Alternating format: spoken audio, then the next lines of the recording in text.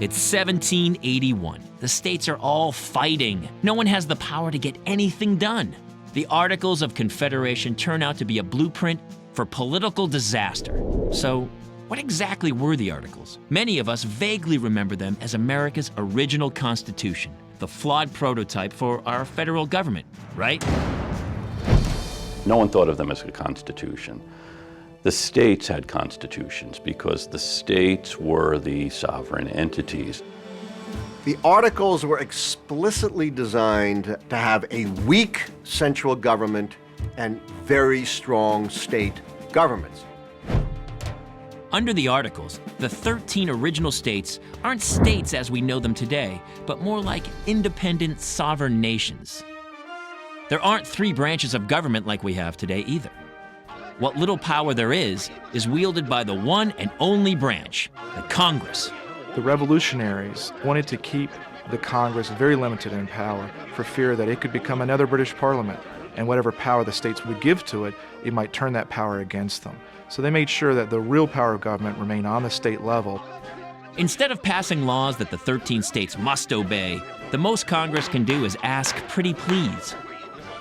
The biggest disaster in this flawed system is the economy. 13 different paper currencies flood the country, fueling runaway inflation. Unregulated tariffs push prices sky high. And the central government is always broke, since it has no power to levy taxes. And so at every level, from Congress to the states, to the towns, to the individuals, people are strapped.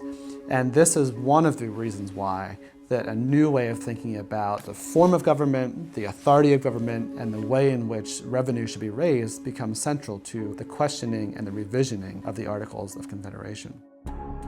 But for those Americans desperate for food and jobs, a debate about fixing the government isn't enough. They want to take the whole thing down.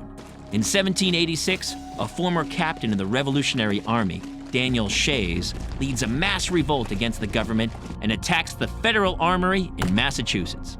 It takes the battle-scarred Massachusetts militia to finally put down the rebellion. But a new wave of uprisings seems like a sure thing, unless Americans can come together and agree on how to run the country. So the first government said, something has to be done. We either have to strengthen or replace the Articles of Confederation with something that is more workable and not as weak.